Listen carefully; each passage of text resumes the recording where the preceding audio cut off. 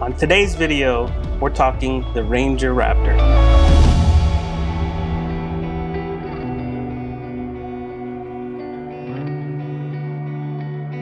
Hey guys, hello, we keep dirty off-road. It's been a couple weeks since the Ranger Raptor was announced, but you guys have asked for it, so I put together a video of my thoughts on the truck. In this video, we're going to answer the question, is the Ranger Raptor really worthy of the name Raptor? We do have a couple topics to cover. We are going to cover all the new features, everything that was introduced for the truck. We're going to talk about all the modes and everything that comes with the truck. And then I'm going to give you guys my thoughts and, we'll assess, is this worthy of the Raptor name? First of all, Ford is giving the Raptor treatment to everything. It started off with the F-150 in 2010. With the Gen 1 Raptor, and then slowly Ford has been adding more and more with the Bronco Raptor recently, which was very impressive right out the gate. And then finally, the Ranger got the Raptor treatment here a couple months ago, and it's set to be released in 2024. When the Raptors first came out, it really redefined the segment. It made the old version, which was like Z71 package on a GM truck, look like skid plates and stickers. It really redefined what an off-road production truck was. And the F-150 really changed the segment, and F-150 Raptor was just amazing. It competed in races, it did Baja. It was a very impressive platform done by a very great team, and Ford has only improved it with every generation of the Raptor, which the Gen 3 right now is extremely capable with the dual live valve setup. I can't wait to see that thing on the trails. The second vehicle that got the Raptor treatment was the Bronco, and Ford blew us away with that thing. Once again, redefined the segment. You have an SUV that's designed to compete with the Jeeps, so it's a rock crawler, but it got the Raptor treatment, so that means that it could Baja too. It could do fast off-roading. It's a very impressive rig, and it comes with 37s, a lot of suspension travel. People taking it on the Rubicon, they're taking it everywhere, and the Raptor has really been a segment-defining truck that's making Jeep and everybody else step up their game. So when the Ranger Raptor came out, I initially didn't do a video because, if I'm honest, guys, I was kind of disappointed. Let's go into it, why, and first, let's go into what's new, what was announced, what makes the Ranger Raptor a Raptor. According to Ford Media and a lot of the information that has been received, we got new styling, new LED headlights, new LED taillights, a new grille, the new Ford Raptor grille with the big Ford letters. I think the styling is very much improved. The old Ranger was ugly. I mean, there's no way to say it. The old Ranger was ugly. The new Ranger looked very good. They also updated the interior. The interior gets that really nice 12-inch screen, very similar to what we saw in the Lightning, just without the knob in the middle. So it's a huge upgrade with Sync, I think, Sync 4 point something on there. Really cool setup. The interior was also very much improved in the colors and the bolstering. You actually got a properly bolstered seat, which was kind of nice for once to have something a good seat in that truck. And then for the Raptor, they added code orange accents. So the vents got some accents. The steering wheel obviously has a little mark. And the seats got some accents. Now, I'm not too big on the seats. Did the same code orange on the Gen 2s. And if your truck's not a code orange on the outside, that code orange seats don't make sense and they look off. I'm not a big fan of the code orange seats. I prefer like a black seat or something else. Also, the big news for the Ranger is the engine. It got the 3-liter V6 engine that the Bronco had, which is huge, right? That V6 is making 405 horsepower and 430 pound-feet of torque, which again, segment-defining horsepower. It's almost 80 horsepower more than its nearest competitor. Very huge improvement over other trucks in the segment. And then finally, what really makes a Raptor is the suspension. And for the Ranger, they decided to go with 2.5-inch Fox shocks with live valves, single live valve, not like the new ones with duals, single live valve. And then they did a Watts link rear end. Now, what a Watts link is you still get the 2 link bars coming down the back, but you have these 2 bars that are split down the diff, and the diff just kind of twists and turns as you go along. I've never seen it before. Apparently Ford has done this before. It's supposed to be capable, and it looks cool. I mean, it looked functional on the videos that they showed us on the trails. The truck also got upfitter switches. They got 6 upfitter switches, just like every other Raptor does. They got a dual exhaust system, and it's the active exhaust that you would expect with any Raptor. It has a couple modes, right? It has quiet mode, normal mode, sport mode, Baja mode. And for those that don't know, Baja mode, you never want to use it on the streets because you will get a ticket for it because it's loud as hell, and it actually won't pass smog. The Gen 2 F-150s, when they were in Baja mode, they wouldn't pass smog. But one mode that's kind of cool is they have a quiet mode. And according to Ford, it's designated to prioritize quietness over performance and sound. Great for keeping the peace with neighbors in early mornings. I know some of my neighbors wish I had a quiet exhaust on that thing. And the truck also gets drive modes. 3 on-road drive modes and 4 off-road drive modes. You get normal, sport, and slippery for the road, and rock, crawl, sand, mud ruts, and Baja for off-road. Typical Raptor stuff. You also get beadlock wheels, which again is indicative of Raptors. You get a beadlock capable wheel, which is a pretty cool looking wheel. It's a 17. It's a slightly different design than all the rest. Here's where the things start going a little bit backwards.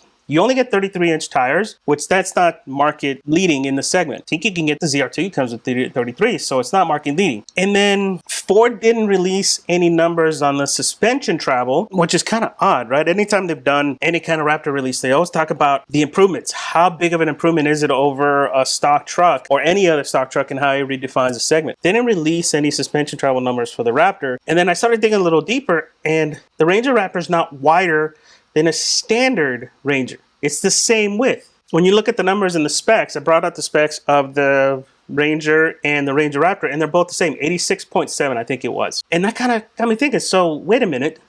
So is the Ranger Raptor doing more suspension travel or not? We don't have the suspension travel numbers. Ford didn't release it. But looking at the European side, the Ranger Raptor's been out for a while, and I looked around the forums to try to see if I can get the info on what the actual suspension travel was. And according to the forums and people that have cycled the suspension, Ranger Raptor's getting 9.8 inches in the front and 11.4 inches in the back. That is not much. Mind you, it's doing it with live valve, so it is going to be very capable. That's not segment leading suspension travel numbers. And this is where I think that Ford didn't give the Ranger the proper Raptor treatment that they should have. Let me read you guys a quote that we got from Ford as the part of the actual release. Ranger Raptor is a high performance off-road truck, so many customers have been begging for. It is right size for tight trails and daily life. That right there is key. Ford didn't want to make that wider than the Ranger was because of the segment. The segment is, I mean, if you look at a midsize truck, they're already big. What used to be a small truck is now a mini truck. And midsize truck, they're almost full size. Half of them are using full size frames, right? They're big trucks. They're pretty big. So Ford didn't want to get too much bigger with it. And it shows, right? Because by not increasing the width, you're not getting the extra suspension travel. And the Raptor is not, well, it's not segment defining like every other Raptor has been. And to me, that's the problem. I think that's the problem that kind of gets me on why I don't consider this a Ranger Raptor. If you look at the Bronco shares a similar frame with the Ranger. I think the whole frame is almost basically the same. It's just a little bit shorter for the Bronco. And the Bronco is getting 37-inch tires, and it's getting 13 inches up front and 14 inches in the rear. Now, mind you, they're using a conventional 5-link system, just like the F-150s are. But it's getting big suspension travel numbers, and it's doing it with 37s, not 33s. So then I started looking at what else is in the segment.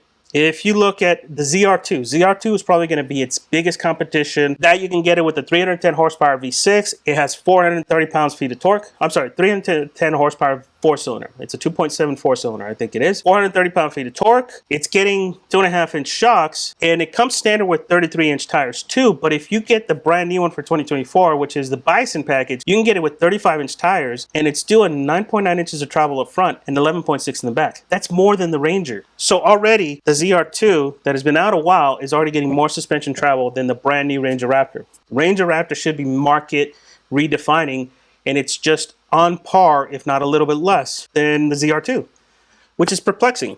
So then I started looking, okay, so what is Toyota and maybe Nissan doing, right? Those are the only other two companies that are really in the small truck segment. The Tacoma, the brand new 2024 Tacoma, is getting 326 horsepower and 465 pound-feet of torque from the new 4-cylinder hybrid powertrain. That is huge numbers because the torque is what matters off-road. The horsepower doesn't matter as much. The torque is what matters to get you over obstacles, to get you up to speed, and to push those heavy tires. So that right there, that's segment defining. That's a lot of power for a truck. Now, unfortunately, we don't have details on the size of the shocks. From what they look at 2-inch shocks maybe. We also don't have details on the suspension because Toyota doesn't publish suspension specs. No information is out there on the suspension travel, but from reading the forums, you average anywhere between 6 to 8 inches of travel, which is not much. And the new TRD Pros, the new Tacomas, they are wider than the stock Tacomas, but they achieved that width using wider offset wheels. They didn't change the geometry of the suspension. They upgraded the arms. The arms are stronger. They upgraded the shocks, but it's still not that capable. So that's not really competition. Yeah, it has the better engine with more torque, but that's not really competition. And we also don't know the price. The Frontier Pro 4X is another option, but Nissan's kind of stuck in the past. They're about 10 years behind everybody else. That one has an NAV6, 310 horsepower,